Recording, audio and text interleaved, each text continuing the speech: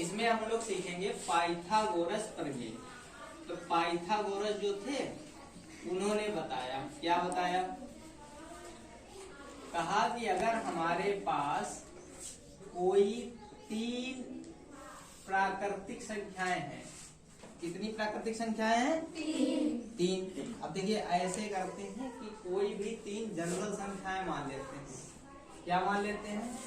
एक मान लेते हैं m, दूसरी मान लेते हैं n और तीसरी संख्या मान लेते हैं p। हमारे पास कितनी संख्याएं हैं?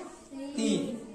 और तीनों संख्याओं में अगर हम तीनों संख्याओं का क्या करें? वर्ग करें। वर्ग वाला चैप्टर पढ़ रहे हैं तो इसमें हम वर्ग ही तो सीखेंगे।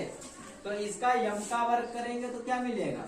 यम का वर्ग, ठीक है।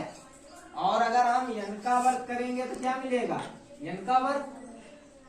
कोई संख्या तो है नहीं इसका वर्ग लिखते हैं हम। और पी का वर्ग लिखेंगे तो क्या करेंगे? पी का वर्ग।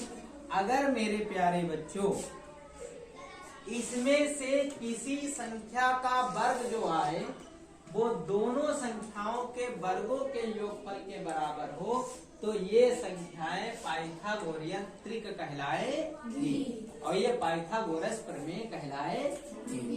तो देखो कैसे, इसमें हम लिखते हैं यम स्क्वायर बराबर क्या आ जाना चाहिए?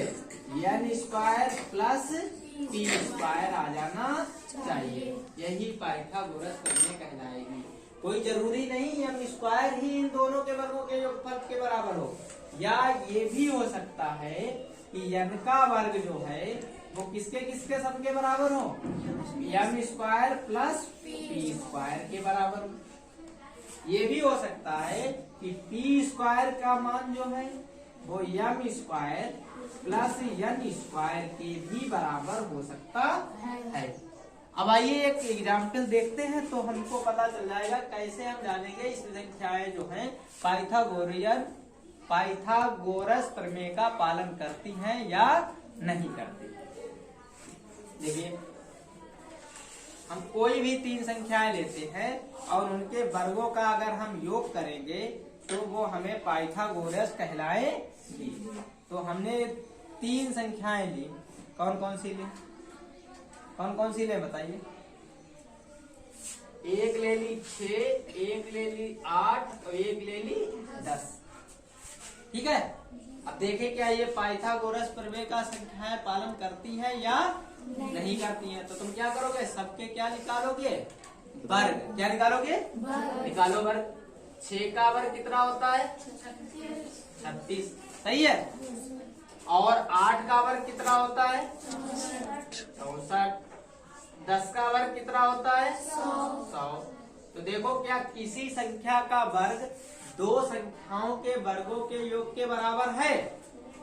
देखें 64 और 36 अगर जोड़ेंगे तो कितना होगा? 100।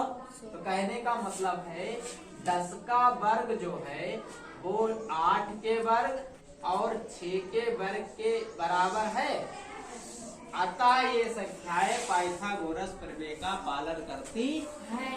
और जो ये नंबर लिए हुए हैं इनको हम लोग कहते हैं जो पाइथागोरस प्रमेय का पालन करें, इन नंबर को हम लोग क्या कहते हैं? पाइथागोरियन त्रिक कहते हैं। क्या कहते हैं? पाइथागोरियन। और क्या कहते हैं? त्रिक कहते हैं। क्या कहते हैं? त्रिक।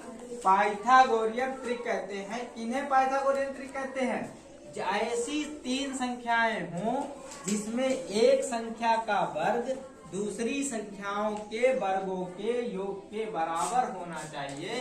वो बिंदु जो होंगे या वो नंबर जो होंगे वो पाइथागोरियन त्रिक कहलाएंगे। समझ गए इतनी बात?